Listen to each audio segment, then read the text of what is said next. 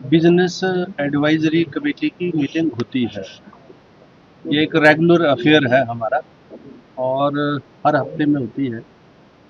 तो जो आज हुई है उसमें स्पेसिफिकली जो प्राइवेट मेंबर्स डे होता है उसमें जो संकल्प मान्य सदस्य देते हैं और बैलेट से निकलते हैं वो सारे चर्चा में आते हैं और उनको हम टाइम जो है लिमिट जो है फिक्स करती है बिजनेस एडवाइजरी कमेटी।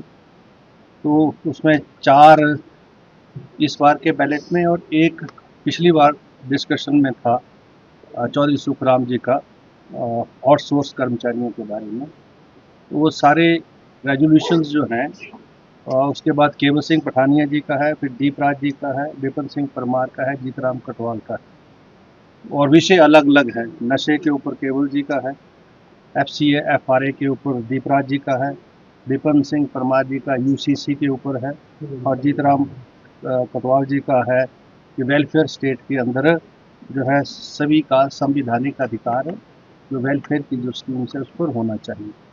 तो एक में 60 मिनट और बाकी में 45-45 मिनट का समय अलॉट हुआ है बिजनेस एडवाइजरी कमेटी की सिफारिश पर। और 15 को जो सत्र है सैटरडे को, वो जो है वो मीटिंग डेफर कर दी है। 15 को अब जो है मीटिंग नहीं होगी। 17 को माननीय मुख्यमंत्री जो पहले कैलेंडर हमने इशू किया था उसमें 2 बजे, क्योंकि सोमवार को 2 बजे शुरू होता है तो 2 बजे जो है बजट की प्रस्तुति थी। अब उसको भी बिजनेस एडवाइजरी कमेटी की सिफारिश पर चेंज कर 11 बजे जो है उसको जो बजट जो है माननीय मुख्यमंत्री प्रस्तुत करेंगे। ऐसी सिफारिश सरकार की तरफ से माननीय हर्षवर्धन चौहान जी ने की और बिजनेस एडवाइजरी के सभी सामान्य सदस्यों ने, जिसमें नेता प्रतिपक्ष भी हैं, चौधरी साहब भी हैं, विनोद जी हैं, केवल भी हैं, सभी ने सहमति व्यक्त की। ये आंशिक जो चेंज है कैलेंडर में, ये फिलहाल शनिवार को छुट्टी की बात और बाकी जो है बजट की प्रस्तुति सोमवार को 11 बजे। शनिवार को तो छुट्टी। जो शनिवार को की मीटिंग जो है वो डेफर हो गई, यानी फिलहाल there will not be any meeting of the house on Saturday. अगली जब बिजनेस एडवाइजरी कमेटी की मीटिंग होगी तो उसमें डिसाइड करेंगे कि बिजनेस अगर होगा तो whether the house is to be extended और not to be extended. This will be decided in the business advisory committee. राज्यपाल के अभिभाषण को लेकर कुछ खबरें उसके ऊपर आज आपकी तरफ से इशू कॉल नोटिस भी जारी किया गया है और क्या गवर्नर हाउस की तरफ से कोई पत्र आया था, किस तरह से आपत्ति? जो कुछ समाचार पत्रों ने, सभी ने नहीं, 2-3 समाचार पत्र थे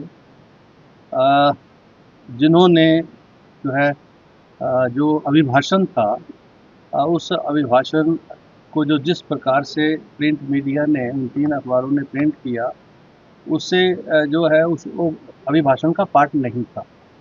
तो इसके ऊपर राज्यपाल महोदय ने जो है अपनी जो है डिस्प्लेजर जो है कन्वे किया हाउस को और एक पत्र के माध्यम से मेरे द्वारा। तो मैंने जो है उसके ऊपर संज्ञान लेते हुए, और उस दिन भी मैंने रूलिंग में ये कहा था, हमने अभी एक शो कॉज नोटिस जो हैं उन 3 समाचार पत्रों को दिए हैं और 3 दिनों के अंदर उनका जवाब जो है हमने मांगा।